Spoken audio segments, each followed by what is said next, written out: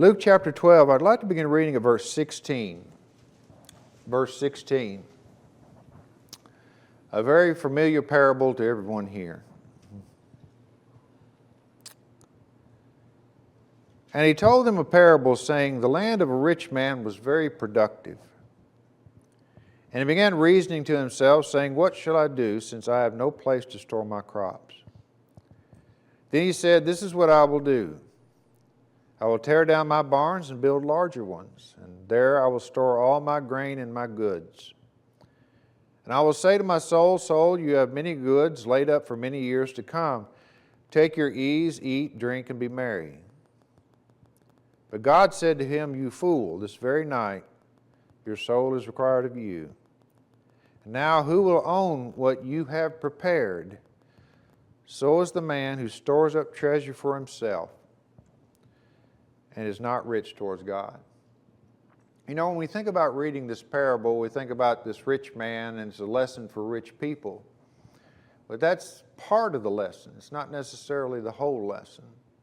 Really, the lesson has to do with covetousness, whether you're rich or whether you're poor or whatever income level that you are in. Because a man came to Jesus and wanting him to force his brother to divide his inheritance with him. And so he told this parable concerning that man's covetousness. And he uses the illustration of a rich man, really, a rich man here. And in this parable, he teaches a lesson about what is really important to us. What is really, or should be really important to us. And so when you look at this rich man here that the Lord talks about, he had some good qualities, really. He was a pretty smart fella. He invested his money wisely into his land. He used his money wisely, and evidently he knew what he was doing. He was a good manager, wouldn't you say, of what he had, of the land, and it produced abundantly and so forth. And he was obviously a man of foresight and decision because he was successful in what he did. He had bigger barns. He wanted to build bigger barns, and he had so much produce that he didn't even know what to do with it at this point in his life. But in all of that, the Lord himself calls this man a fool. Now, we don't throw that word around and we shouldn't throw that word around. But when the Lord says it, he can say it because he knows it, and that he has the right to say it. Because a fool says in his heart, there is no God, right? Mm-hmm. But here was a type of fool that God saw that didn't see things the way he should have seen them, or didn't hold things important as he should have held, or things that he should have held important. And so what I want to look at for just a little while tonight is why God called this man a fool. Why God called this man a fool. And as we look at it, make application to our own lives, if we're not careful to fall into the same categories and to guard against those things. Because really, it's not necessarily about riches, it's about covetousness. So covetousness can be whether you're rich, poor, or any other level of income. So why did the Lord call this man a fool? Well, I believe one of the reasons we see here that he called this man a fool is because, and just bear with me, he had a prosperous business. Now, follow what I'm saying. Don't leave me just yet. He called him a fool because he had a prosperous business. In other words, the sin was not the overabundant crop. The sin was that he trusted in what he had. He trusted in his prosperous business. And so because he trusted in his prosperous business, God called him a fool. He didn't put his faith in God, but he put his faith in his wealth that he had. Luke chapter 18 and verses 24 and 25, the Lord said how hard it is for those who are wealthy to enter the kingdom of God.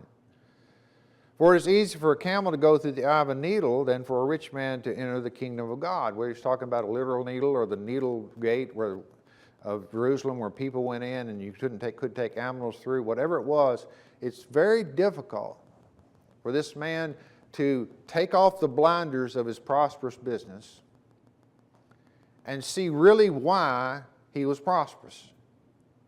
See what his trust was.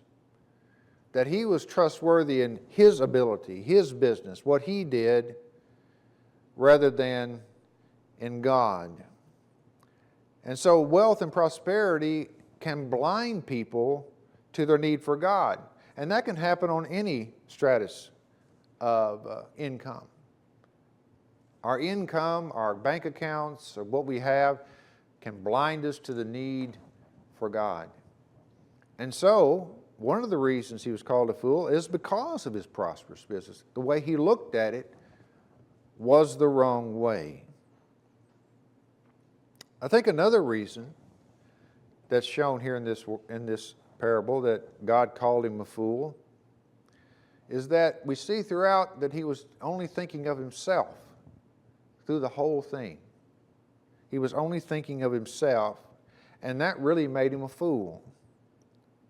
In his prosperity, he only thought about himself and his needs, and he did not think about the needs of others. And as you see and as you know, many times in this parable, how the word I is used. What shall I do? I have no place. I will do. I will tear down. I will store. You have many goods. Take your ease. And over again, in this parable, the focus is absolutely and totally on him. He did not consider that others may need the surplus that God had provided for him. You know, the rich are able to give more, but that doesn't mean the poor can't give. Everybody can give something, right? I don't care how poor you are, everybody can give something. And if I'm focused on myself, whether I'm rich or whether I'm in between rich and poor or wherever it is, if I'm focused on myself only and what I have to supply for myself and not for others, I'm a fool. I'm a fool. Paul said in Ephesians 4 and verse 28, he who steals must steal no longer, but rather he must labor, performing with his own hands what is good, so that he will have something to share with one who has need. If you earn just $1 a day, if you will, you can give a little change, can't you? Does that make sense? Everybody can give. And so, the more money you have, of course, the more that you can give. But this man lost sight of that. We learn that lesson from the widow and 2 mites, don't we? That's all she had, 2 mites. Enough for a meal, yet she gave it to God. She had her faith where it needed to be, and that was in God and not in herself. You see, the reason God blesses us is not only for our own needs, but to provide for others, such as our family and our friends and the poor and the church. Areas where God sees He has blessed us in order for us to bless others. And so thinking of himself only made him a fool.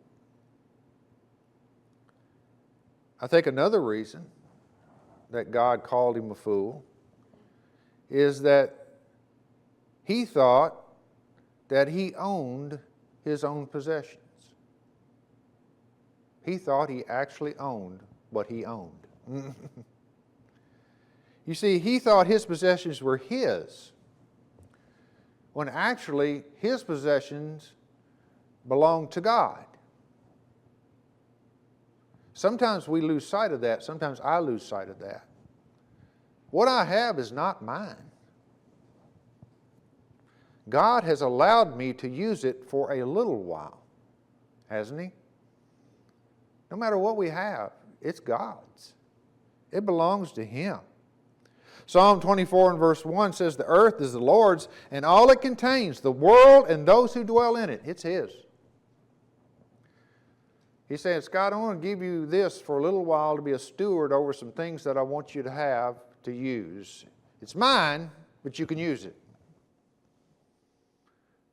Whether we own a house, whether our bank account, whether we own land, whether we have a job, or whatever it is, it's all the blessings of God. He owns it.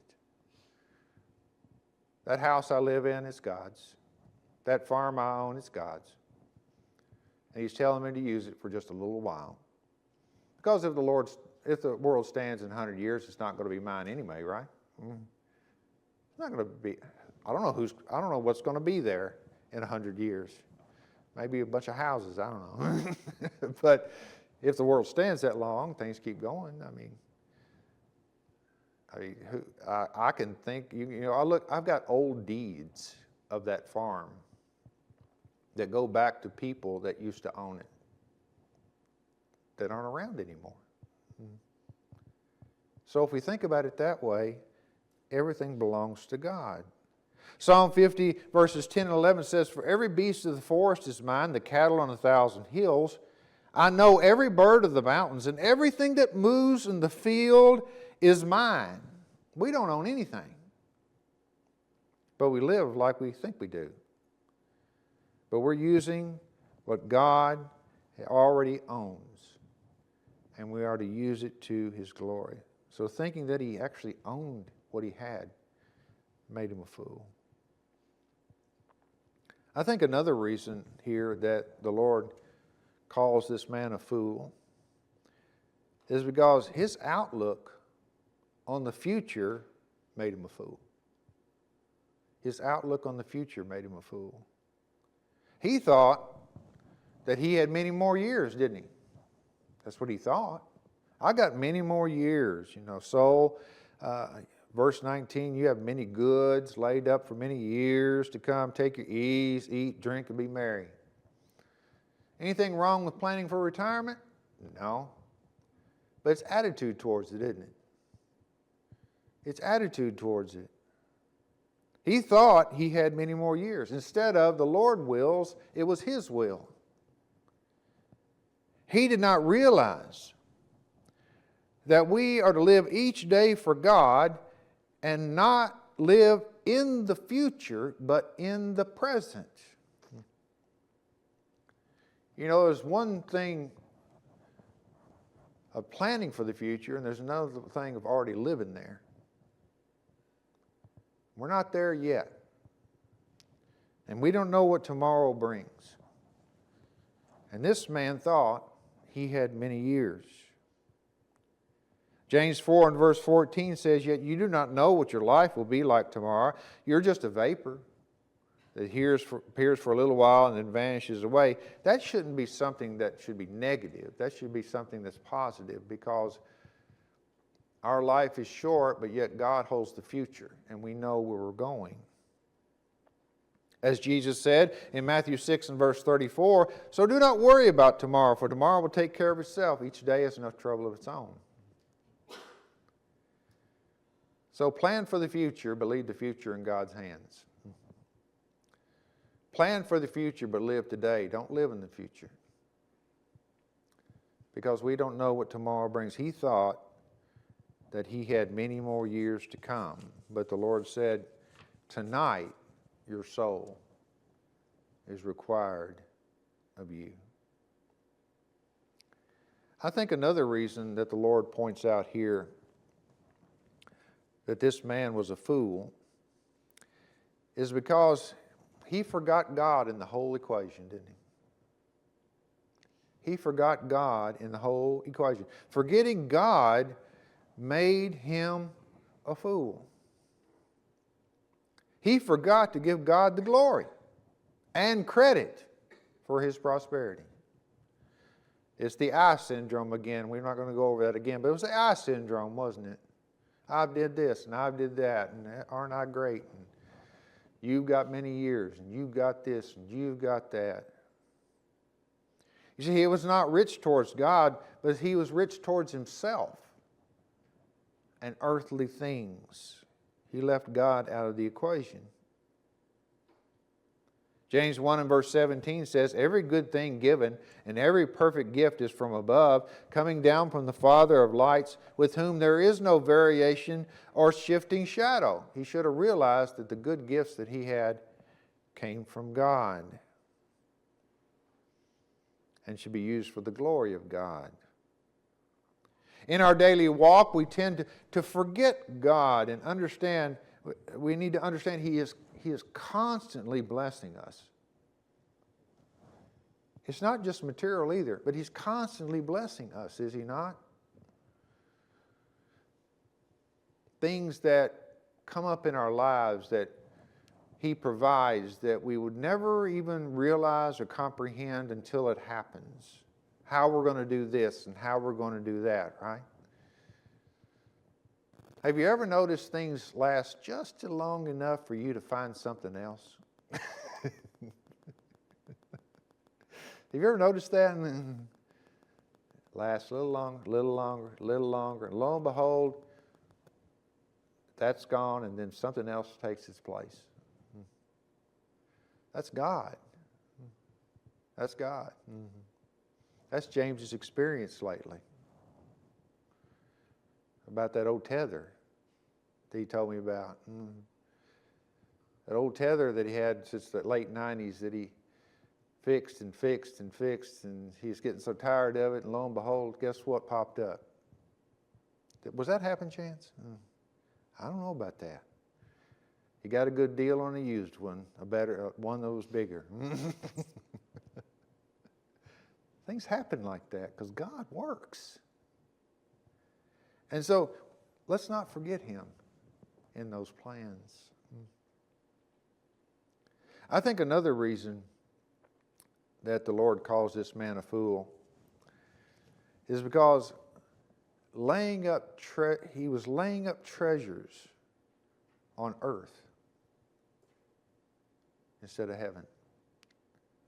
And laying up treasures on the earth made him a fool. His treasure, what he considered important, was not in heaven but on earth. His outlook on life was through worldly eyes and not spiritual eyes, the eyes of faith. As Jesus said in Matthew 6 verses 19 and following, He says, do not store up for yourselves treasures on earth, where moth and rust destroy and where thieves break in and steal. But store up for yourselves treasures in heaven, where neither moth nor rust destroys, and where thieves do not break in or steal. For where your treasure is, there your heart will be also.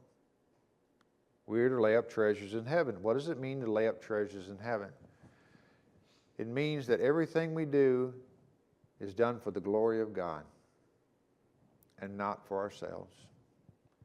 And as we make that focus of the glory of God, and the idea that what I'm using is for other people, and the idea that what I've got is God's anyway, and that I'm using it because He's given me the opportunity to do it for a while, and that what I have is not mine, it's His anyway, and all that, in that attitude, using what He has in the right way, stores up the treasures in heaven,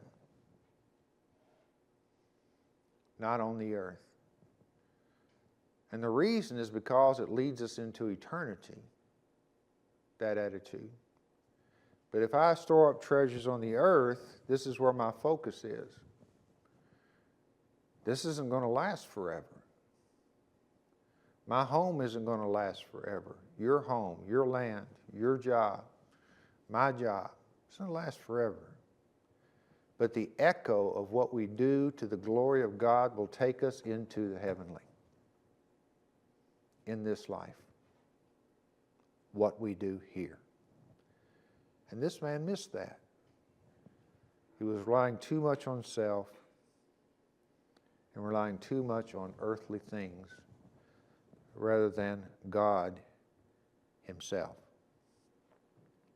And so as we look at this rich man here and the mistakes that he made, making application to ourselves, let's not fall into the same trap that he did. Sometimes we do. Sometimes we forget that things belong to God. Sometimes we forget that we're working not for ourselves but for others. Sometimes we forget that what we have is temporary, that it's here for just a little while. Because the rich man, he mistook what life was all about. He mistook the true use of his abundance. He mistook the true way of finding happiness. He mistook the fact where his love should be. He loved the world. He sought the satisfaction of the flesh instead of the satisfaction of the spirit. And he mistook the length and breadth of his life, not understanding that he was mortal and that the Lord may call you at any day. Call us at any day. So I need for myself to take that lesson, to back up, take a deep breath, and say, Lord, your will be done. I'll do what I can along the way. And just take me home when it's done. Whatever happens to my stuff, I'll be long gone anyway. You'll use it for your glory in some other way, hopefully. And so that's the attitude that I need to have. And I think the attitude that we all need to have. So as we look at these things tonight, as we look at our own lives and what we see, sometimes we do lose that focus. And we need help sometimes in getting that focus back. There's nothing wrong with asking for help. There's nothing wrong with asking for prayers. There's nothing wrong with any of those things. We all struggle sometimes with those things. And that's why we're here, to help one another in that struggle. So if there's anything you need tonight, please come and stand and sing this song. On that bright and glorious morning when the day